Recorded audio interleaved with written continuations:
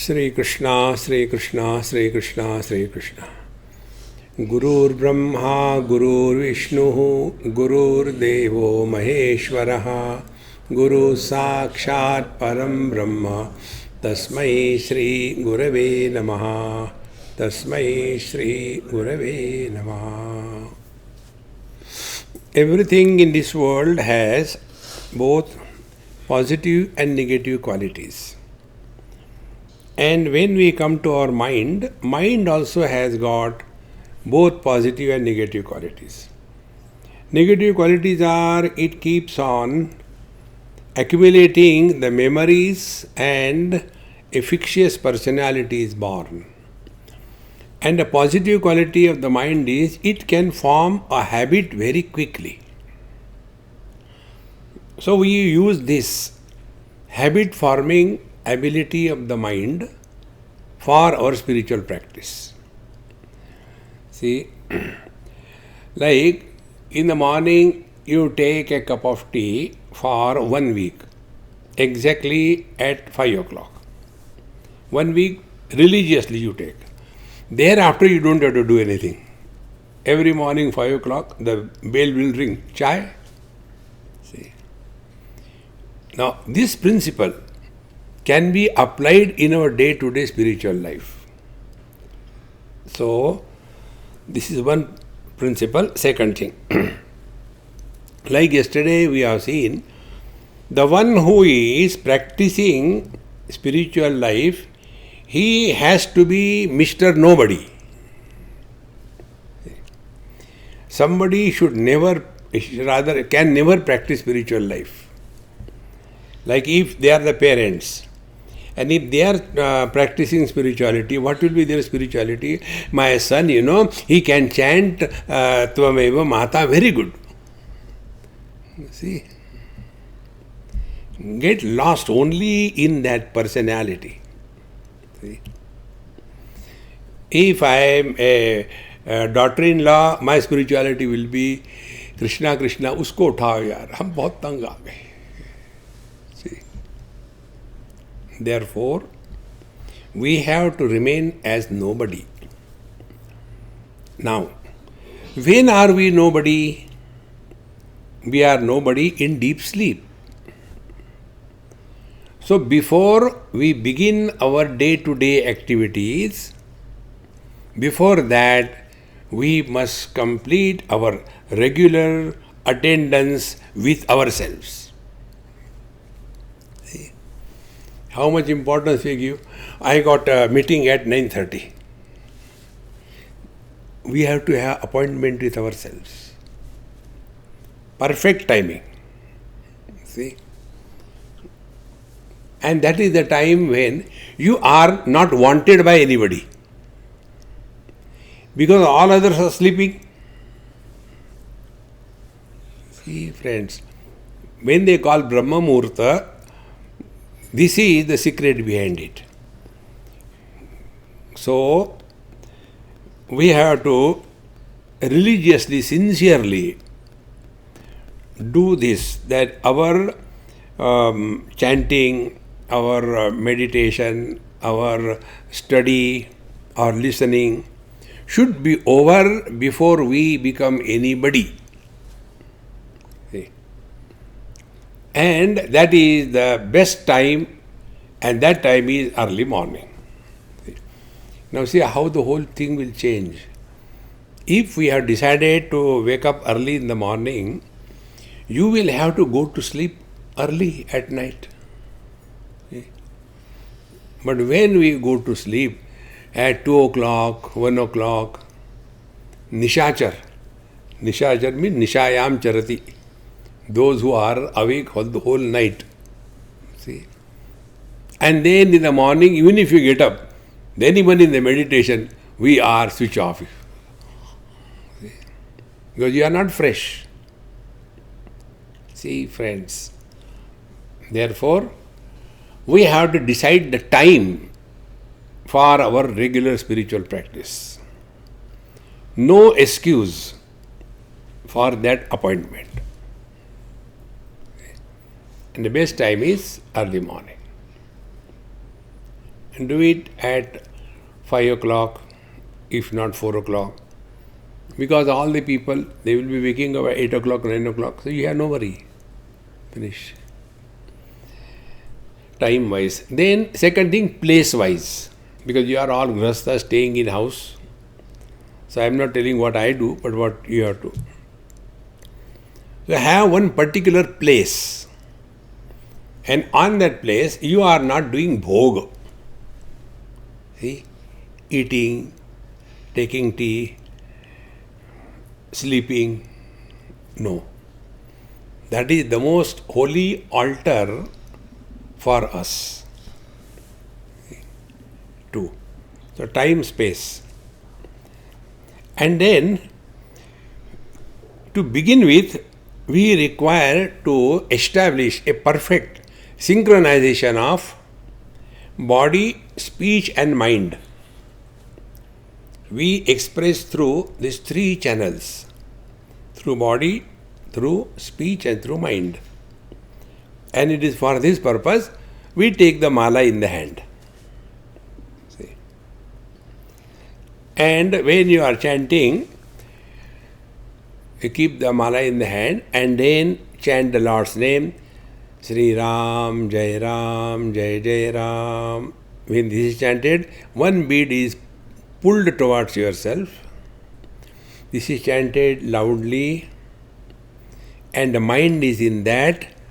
To keep the mind in the chanting, you have to listen your own chanting, not mechanically going on. So, Sri Ram, Jai Ram, Jai Jai Ram, Sri Ram, Jai Ram, Jai Jai Ram, Sri Ram, Jai Ram, Jai Jai Ram. When you do it for a period of time, then what happens? I am telling you from what I have done. Anytime your mind is disturbed, you just touch the mala and the synchronization begins. Because movement of the beads, chanting and listening to your own chanting. This we have practiced for quite a number of time. So out of these 3, any one triggers, all 3 becomes united. See? In short, we have to start consciously working on our mind. Then that mind is available to us. See? Now, after the mind is available to us, now we have to apply the mind. Only Chittavritti Nirodha is not enough. The mind is fully available, now you can apply. Now, apply the mind for inquiry. See, an inquiry begins by these 2 steps. First step is freedom from body identification. Second step is freedom from the notion that I am a jiva. Only these 2 things. No third thing. So if we are to achieve freedom from body identification, what is to be done? So yesterday we have seen, we sit quiet, relax the whole body. Now when the body is relaxed, what exactly happens? See, this object is in my hand. And I don't want to leave it, lest I forget somewhere. But I had to write also something. So without giving up this object from my hand, I will be taking the pen and write. So my hold on this object will influence my handwriting, is it not? So if my original handwriting has to come, you go little back. If the original handwriting has to come, what is required? You have to drop this object. Is it not? In the same manner, if we have to contemplate, we have to give up the hold of our mind on the body shape. See. Now this is another important point to understand. The body is in the mind. Mind is not in the body. This principle should be distinctly, clearly established in our knowledge. Because that object which is not included in the mind is of no consequences to us. So the object is in the mind, and I know that is also in the mind. So the knower and the known, both of them are simultaneously in the same mind. What is in your mind, I will not know. See? So, what is meant by this? The same mind, it extends through the sense organs and catches hold of the respective sense object, and the knowledge takes place that I know. Now be attentive. You are all seeing me. Now find out, where are you seeing me? Are you seeing me where I am? Or you are seeing me inside your mind? See? So, conclusion is that mind is both outside and inside. Like yesterday I gave you example, space is outside, space is inside the hall. Therefore the hall is in the space. In the same manner, the body is in the mind. We have to ourselves understand this. See? The body is in our mind.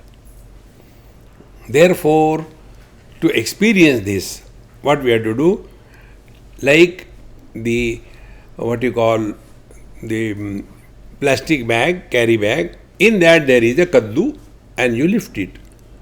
So the tension is on the bag, not on the kaddu, not on the contents. Body is not having any tension. It is the mind which is having tension. So when we relax the body, in fact, we are not relaxing the body, we are relaxing the mind. Although we say relax the body, but actually what is happening is relaxing the mind.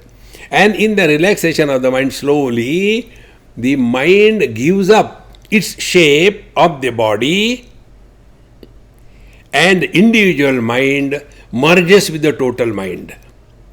When the walls are pulled, the hall space merges with the total space. See? And as a result, when we slowly relax, the weight of the body increases. Because part of the weight was held by the mind. But when the mind has dropped the body's shape, it becomes heavy. You all must have experienced. When the child is awake and when the same child is sleeping, there is a difference in the weight. Where from the difference comes? Because now the child has given up the shape of the body and therefore it has become heavy. See? So after this has happened, now we analyze our experience. What will be the experience? The concept of inside and outside becomes redundant.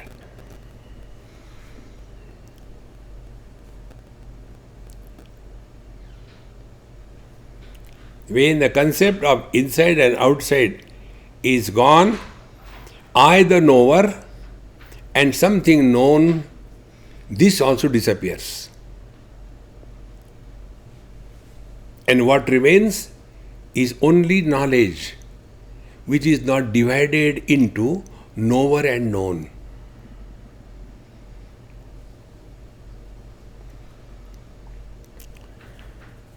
Now here you will see, we are straight away working on the mind.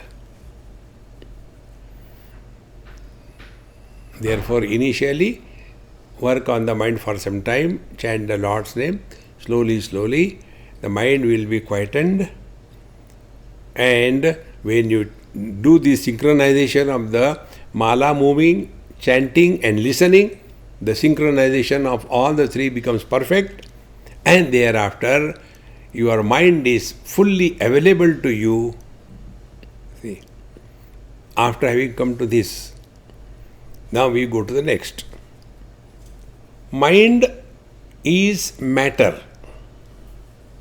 See, matter is inert. The same mind becomes enlivened when the consciousness reflects in the mind as Chidabhasa, reflection of consciousness. So, mind plus reflection of the consciousness together constitutes, technically called as Asmita. Asmita means I-ness. See, in the deep sleep, the mind has given up the shape of the body, total mind. So, in the total mind, consciousness expresses as total Hiranyagarbha. We are out of it. But our same mind, when identified with the body, in that identified mind, their consciousness reflects as Chidabhasa, and there Asmita, I-ness is born. And this I who is there, he is now practicing meditation. So what will be his meditation? First step, that I is nobody. See, be attentive. Mind and reflection of the consciousness in the mind. Mirror and reflection of our face in the mirror. Now we have to separate the reflection of the face in the mirror and the mirror. It can happen only through understanding. There is no other way. See,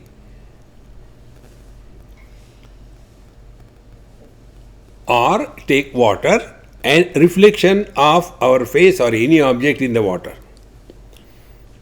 Now, can we fish out that reflection from the waters?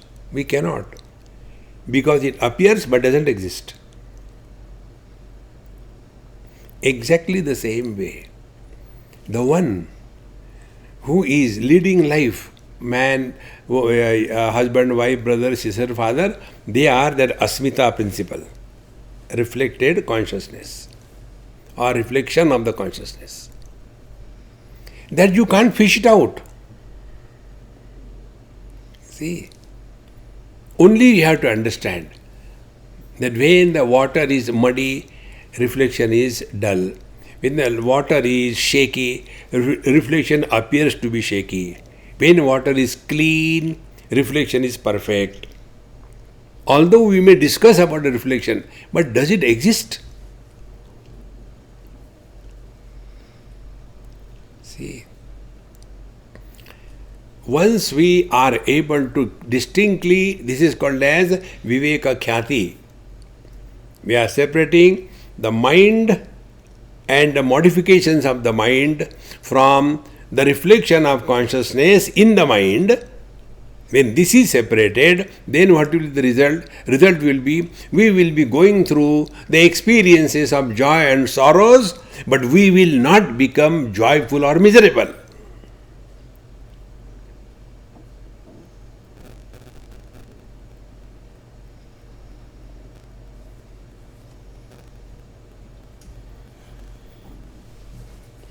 And in this, it is not a gain. When the water is thrown, is the reflection also thrown? Is it a loss for us? If there are 3-4 containers with water and we look into it, there are 4 reflections. Have we become many? These reflections appear but do not exist. Exactly the same way, day-to-day life. Man reflects in different conditions and becomes mother, father, brother, sister, husband, wife. Now who is doing sadhana? This reflected consciousness or the reflection is doing sadhana. What is his sadhana? His sadhana will be, don't take life too seriously. ऐसे ही होता है. थोड़े गम है, थोड़ी खुशियाँ. So our straight approach will be, we go through all the experiences of life, but we are not influenced by any one of them. This is separation of ourself from the body identification. See?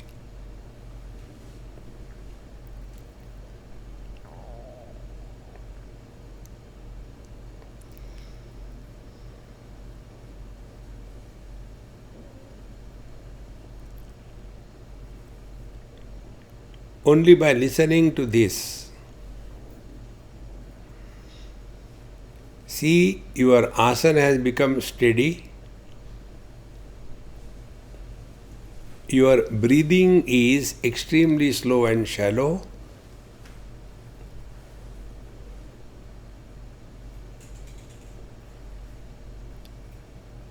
And this experience, thought-free experience, you cannot spell it what it is like.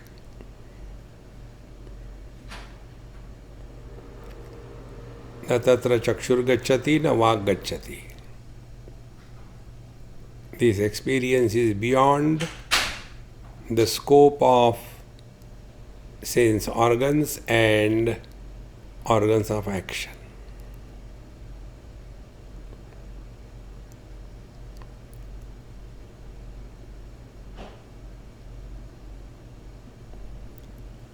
This is not achievement. Therefore, na kuch pana. And we have not lost anything.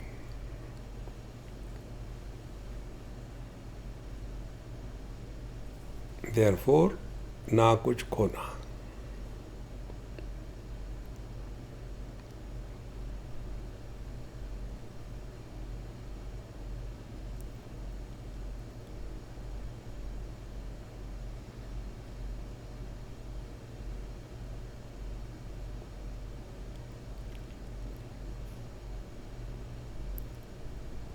Don't try to describe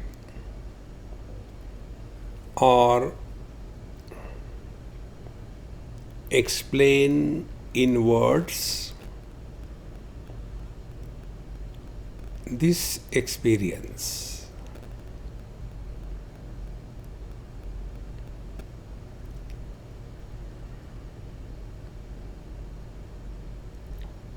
It is not created either by asana or pranayama or chanting the Lord's name or doing meditation.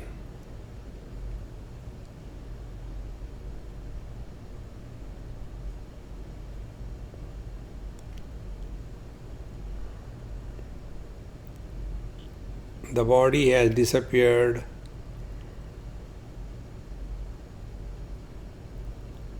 Homogeneous, undivided presence.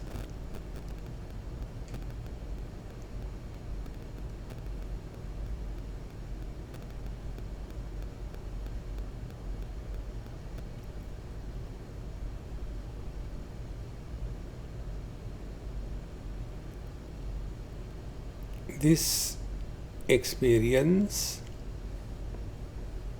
without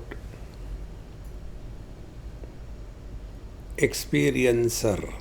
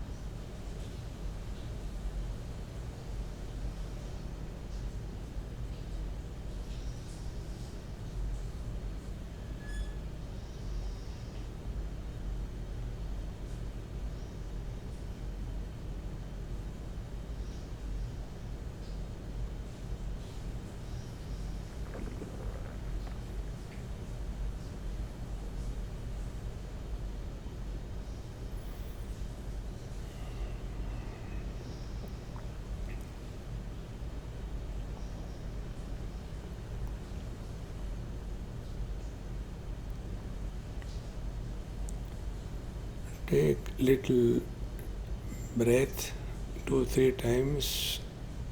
They increase the depth of the breathing.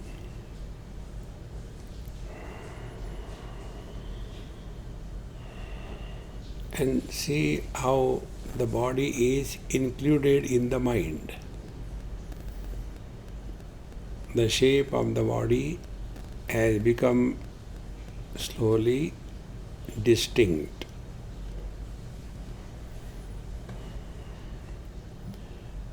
Now the concept of inside and outside has become real.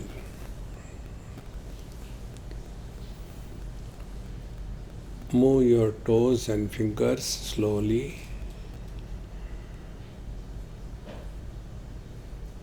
Offer everything at the feet of the Lord.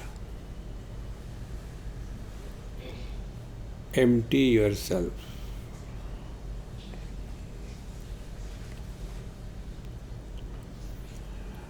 Om Purnamadaha Purnamidam Purnat Purnamudachyate Purnasya Purnamadaya Purnamevavashishyate. Om Shanti Shanti Shanti. Harihi Om. Shri Gurubhyo Namaha. Harihi Om.